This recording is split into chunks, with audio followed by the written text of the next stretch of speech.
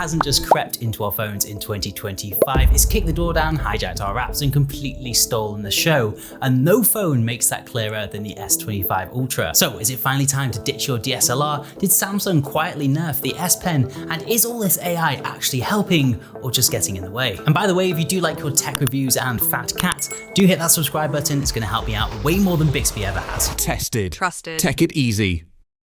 So let's kick things off with the basics. The S25 Ultra is an absolute specs monster. We've got a Snapdragon 8 Elite, 12GB of RAM and up to a terabyte of onboard storage, which I do have something to say about shortly. And then we've got Samsung's brightest display ever. On paper, it's a huge flex, but do any of these numbers actually mean anything in the real world? And spoiler alert, they do. The display on the S25 Ultra is absolutely jaw-dropping. I've never once struggled with brightness, even under brutal direct sunlight. This is likely due to the Gorilla Armor 2 glass, which comes installed on the S25 Ultra by default and helps reduce glare without the need for a third-party screen protector. Colors, they're punchy without looking too cartoonish. The sharpness right up there with the best. And if you did want to have a more saturated look, you can go ahead and tweak the color profile in the settings like you're tuning a high-end TV. And on that note, if you did want razor sharp resolution, you can also crank that up in the settings. Just know that your battery is going to be waving a little white flag in protest. The same goes for the 120Hz refresh rate. Personally, I couldn't live without it. It makes everything look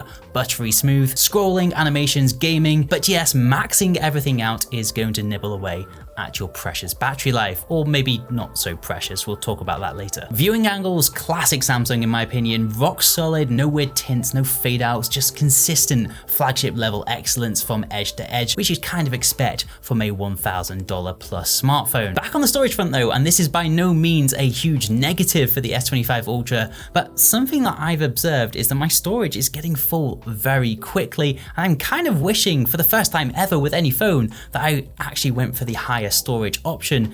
This is a 512GB version and it's actually over 50% full already, and that's with me being pretty careful and going back and deleting things as well. I think the reason it's filled up much faster than any of my previous phones is because of that rather fancy posh camera setup that we've got with this. Taking 200 megapixel photos and 8K videos does not come cheap, and it will fill your storage up faster than most other phones. So just something to bear in mind if you are thinking about an S25 Ultra. We will cover all the cameras later though, but first, AI. AI is definitely the buzzword of the year, and it will be for many years to come. But Samsung have not just dipped their toes in, they full on cannonballed straight into the deep end. But let's cut through all of the marketing smoke and mirrors. Here's what I've actually used, what's been surprisingly helpful, and all the stuff that I've actually just not really touched at all. First up is that Gemini shortcut on the side of the phone. Chef's kiss, it's fast, reliable, and whilst I do flip-flop between Gemini and ChatGPT a lot, they've each got their own lane. Gemini crushes quick questions, but for the deeper, more nuanced stuff, I still run home to ChatGPT. Moving on, circle to search. Didn't expect to love this one, and I certainly didn't expect to use it as much as I am, but I have found myself finding it useful, especially for tracking down items of clothing or other bits I've got lying in my house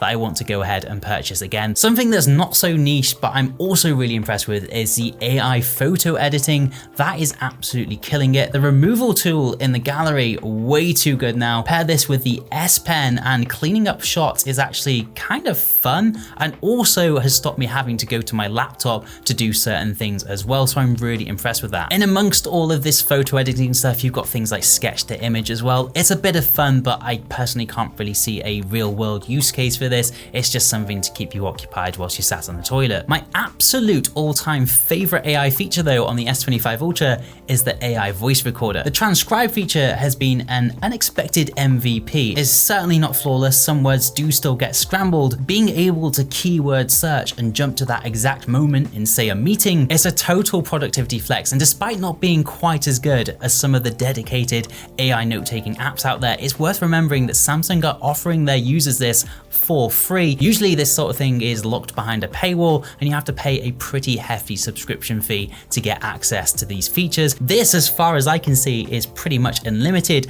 and all done on your device. Now, another feature that I've been using quite a lot and is kind of AI related is the search button in the gallery. Now, please do tell me in the comment section if this is not a new feature, but for some reason I've only just started using it and only just noticed it, but it's been a godsend. You can search for things like a certain person or object or place, and it'll bring up that exact screenshot or photo for you. Dead easy and really handy in a pinch, and it saves you having to scroll through all your albums and galleries. Next up, Now Brief.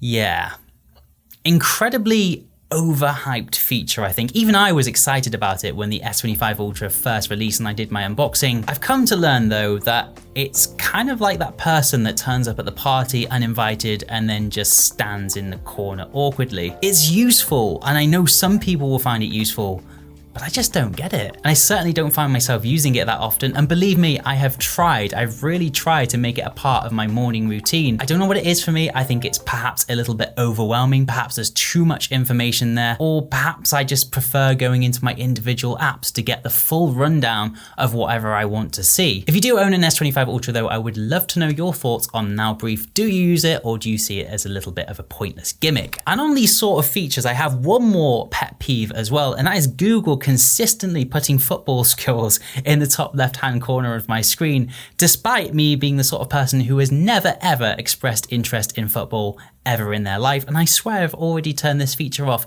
2 or 3 times already. Anyway, whinging out of the way, we've got other cool features which I'm sure you've heard of by now. Audio eraser, really cool concept, haven't really needed it much, if at all. And then same with the AI upscaling. I do think this is a really good feature, but it's sort of going on in the background and you don't really notice it's there. You can go ahead and tweak the settings though. Basically what it'll allow you to do, if you say crop an image quite small, it will give you the option to upscale the image, which I do think is really nice. And another really good quality of life feature to have on your S25 Ultra in your pocket. Another really cool quality of life feature, I guess you could say, is the AI wallpaper generator. A lot of people would label this as a gimmick, but I actually tried it even on camera and I thought it was really good actually. I just used one of the default prompts. I didn't really go into too much detail, but I actually ended up really liking that wallpaper, and I went ahead then to set all of my icons to match the theme of my wallpaper. It's these sort of things that help Samsung and Android in general take a rather large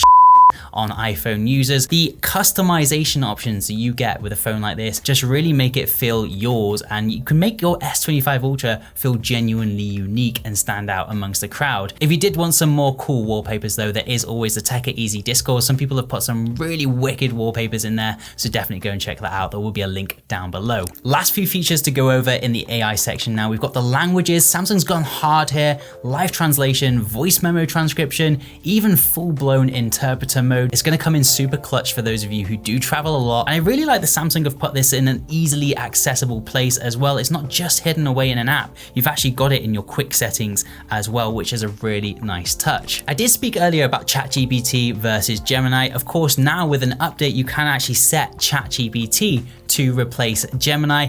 I mentioned that I do still prefer Gemini as my voice assistant, but weirdly, if I'm doing text-based prompts, I prefer ChatGPT. It's very confusing working between the two. But what else is confusing is this weird turf war between Gemini and the old school Google Assistant. Why haven't they merged it by now properly? And also, is it just me, or is Google Assistant getting worse? Especially over the past year or two, I'm finding that really basic commands like turn the brightness up or down isn't working very well. I think I just want some clarity on what's happening with Google Assistant and Gemini, and I guess I just want Gemini to take over now. It's much easier to talk to and it feels just like a more modern experience. The technology must exist to get Gemini to do all these things like raise the brightness, take a picture, la la la. That is my only real whinge about the AI features on the S25 Ultra though. Overall, really impressive set of features, especially to get for free as well, and I'm really grateful for Samsung for adding all of these things in. Okay, now let's talk cameras, because this isn't where the S25 Ultra flexes, it just full on shows off. I've been rolling with the main camera set to 200 megapixels by default, and honestly, it really does deliver.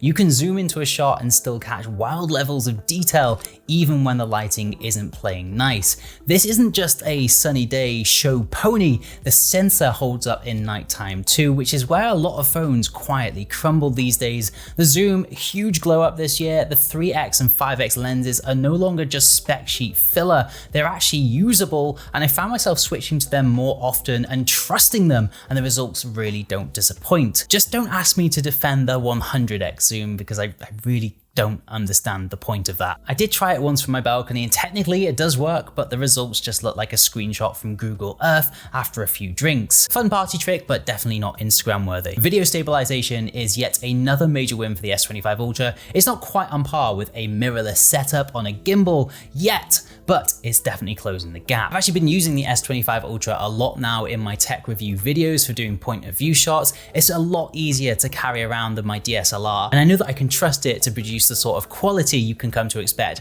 from a YouTuber's video. The footage is smooth, the color pops, and yes, it can shoot in 8K. Do I actually do that though? No, to be honest, I think 8K is a bit of a waste of time because there aren't really that many displays, even in this day and age, that can actually support 8K video, so it's kind of wasted in my opinion. So I'd really rather not clog up my storage any more than it already is. We do also have to point out the new log video though, definitely more of a pro level feature. Great if you like to color grade your own footage, but even if you don't use it, it's nice knowing that your phone has that in the tank if you ever did want to go down a professional video route. And again, it just gives you a little bit more control. And Samsung, I have to admit, although not quite as prominent on the S25 Ultra, they've always had this sort of like over sharpening, over saturated look on their photos. So if you really do want true raw footage you can play with yourself, the log option is a really good idea for you. And now another feature I do use a lot is the portrait mode. Now we see this on pretty much any flagship phone these days. Essentially, it's like a fake depth of field effect that just gives your photos a bit more of an elevated,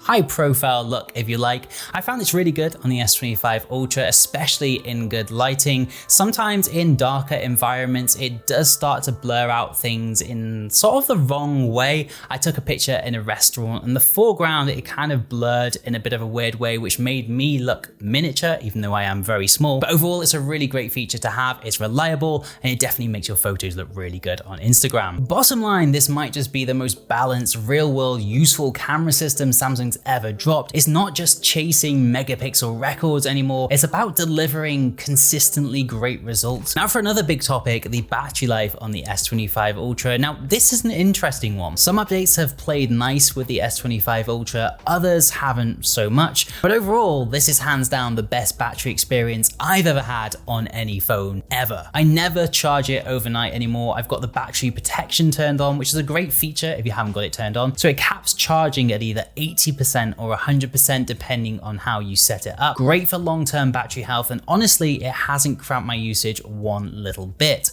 Real world example, last night I charged up to 95% and 17 hours later, it was still at 41%. That's with everything maxed out, full resolution, 120 Hz and no power saving. And Samsung was estimating another 13 hours and 39 minutes on top of this. That's basically a day and a half of battery for me without having to babysit it. And another reason I'm not charging this overnight is because of the fast charging. Now this is a fantastic feature that goes hand in hand with a really good battery life of the S25 Ultra. It's absolutely solid, not chart topping, but dependable. There are definitely faster phones out there for sure, but I've never been caught in a low battery panic. A 10-minute top up usually gives me 30 to 40%, which is plenty to cruise through the day. And a full charge is just under an hour with a 45-watt charger. We do of course get wireless charging with the S25 Ultra, but here is a little bit of a letdown, which I'm sure you've all heard before. No Qi 2 support, and worse, you still can't use wireless power sharing to charge the Galaxy Watch Ultra, something that I use a lot,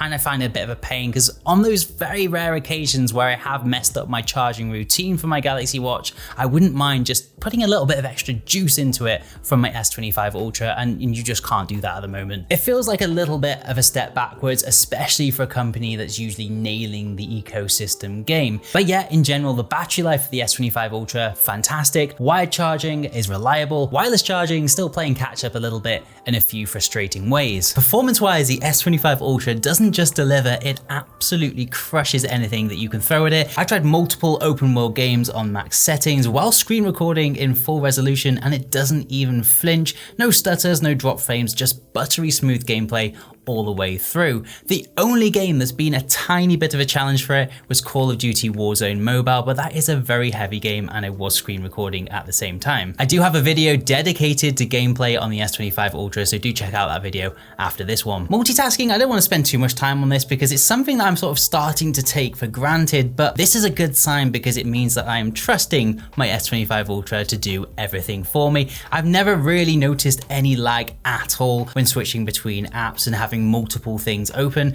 I'm finding myself using the split screen mode a lot recently as well, which pairs really nicely with the absolutely ginormous screen that you get with the S25 Ultra. Now there is one tiny hiccup and I don't really know if it's a performance issue or just one of these things that we have to accept, but when you're firing off successive 200 megapixel photos, you do get this progress bar at the top of the screen that stays there for a short while. It doesn't really affect the performance of the phone at all, but it is there and it does take a while for the S25 Ultra to get through those images. The other thing we have to talk about, of course, is Samsung DeX. This is a very unique feature for the Samsung lineup and something that I found myself using more and more, especially now that technology has come along a little bit. We've got things like the Xreal Air 2 Pro glasses. I made a video about these using my Z Fold 4 and Samsung DeX, and I found it to be very usable, but not quite there. But the performance with the S25 Ultra just completely changes everything, and it's got even better now. I'm not gonna say that you can full on replace your laptop. Actually, no, I am. You can replace your laptop with this. All you need is a big screen, and I guess AR glasses do solve that problem. The S25 Ultra is in a prime position to really take advantage of these new glasses that are going to be coming to the market over the next couple of years, and I'm really excited to see where that technology goes. It's going to drastically reduce the amount of things that we need to carry, and if I can get away without having to haul my laptop around with me, then I'll definitely take that opportunity. Moving on, connectivity wise, nearly flawless. Dual SIM is a really nice bonus, even if I'm only using one of them at the moment. Bluetooth's on the latest standard and has been rock solid, although I did notice that when I first got the phone I was having some issues connecting to older devices, but this does seem to have stopped now, so maybe this has been patched in a recent update, or maybe it was just some growing pains when I first got the S25 Ultra. One last thing I want to talk about is the nearby devices screen. I should have really put this in the UI section, but I also just really like the way that this performs with One UI 7 and how seamless everything is. It's a really great feature and I really do love the super clean layout. It gives you instant control of your whole Samsung setup and ecosystem, your buds, your watch, your TV, the works. It's one of those quiet features that really do make the whole ecosystem feel a lot more polished and cohesive, and it's something that I've been really enjoying recently. Speaking of polish, let's just take a look at the S25 Ultra design.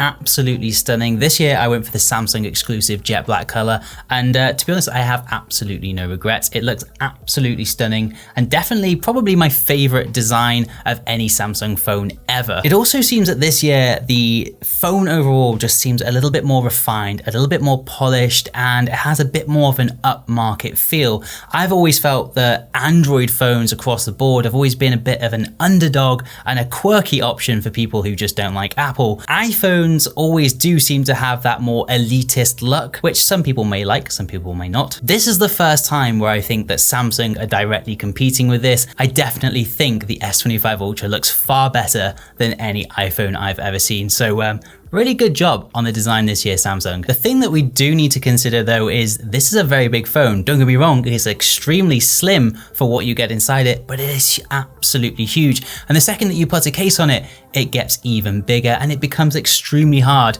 to use in one hand. This of course is a fact of life if you're going to go for an S25 Ultra. Everybody knows before they buy it that it's going to be a big phone, but you just have to know. I have to give you an honest review on this. It's not going to fit into your life quite so easily. With this being such an expensive phone, you are going to want to put a case on it and protect it. I've got the mouse case here. This has done a great job of keeping it safe, but it does really add some serious bulk and heft to the S25 Ultra. The other option you've got though is going for the Arc Pulse. Now this has recently just come out and I think they are absolutely stunning. Obviously it doesn't offer the same amount of protection as say a mouse case, but if you do want to just elevate that sort of elite luxury look of your S25 Ultra, I definitely consider taking a look at these. Obviously it's not going to protect from scratches, but it does keep the bulk down and it does cover the edges and the cameras, so it does the bare minimum I guess. But actually I'd even go as far as saying that it adds something. So you've got two very different options there in terms of cases. You've got mouse case, which is extremely protective, and then you've got the Arc case, which looks a lot better, but isn't quite as practical. I'll leave links to both in the description if you want to take a look for yourselves. Anyway,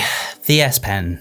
The quiet little betrayal. Samsung obviously axed the Bluetooth functionality this year. We've all heard about it, and to be honest, we're probably all getting a little bit tired of hearing it from tech reviewers, but it's something I feel I have to mention. I'll admit, I didn't use the air gestures daily back when I had the Note 10 Plus. That was the last phone that I had with a built-in stylus. But on the occasion that I did use it, remote camera controls and those media controls were really handy. And I have to say, I do miss it. So even if the logic for removing this feature is sound, I'm still a little bit salty that Samsung have removed this feature this year, but again, you guys let me know what you feel about this. The bottom line though, overall, absolutely gorgeous design, gorgeous display, and the S Pen still works really well, even though it's missing a little bit of that magic it's had in the past. So after several months of using the S25 Ultra on a day-to-day basis, here is the bottom line. The phone is an absolute beast, but like any beast, it has a few rough edges. First, the wins. The display, world-class, bright, sharp, insanely smooth. Performance is flawless, whether you're gaming, multitasking, or running a full DeX on AR glasses. Battery life, shockingly good for such a large phone. I'm pulling up to a day and a half with everything maxed out, which just still blows my mind, to be honest. And then the AI tools, which I honestly thought were going to be a gimmick. They're more than just hype. Circle to search, AI photo cleanup, voice note transcription. They've actually changed not just how I use my phone,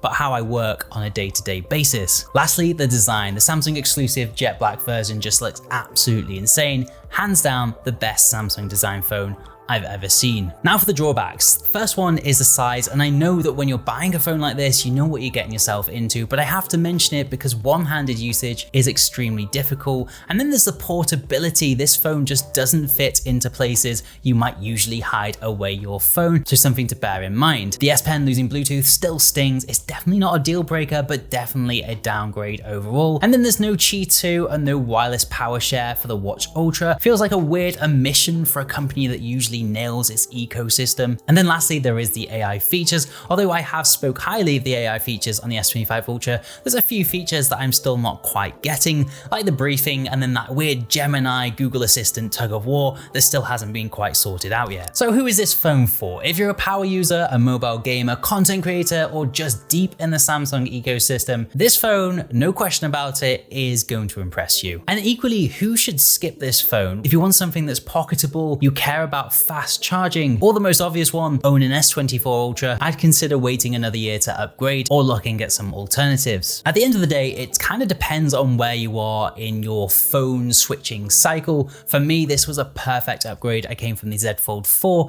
and this thing just feels absolutely phenomenal in comparison and a huge leap forward. So it's a statement piece and one that I'm proudly sticking with. As always, let me know in the comment section what you think of the S25 Ultra, and go ahead and check out my most recent review on the Galaxy Watch Ultra above. For now though, I've been Alex, this has been Tech It Easy. Thank you so much for watching, and I'll see you in the next one.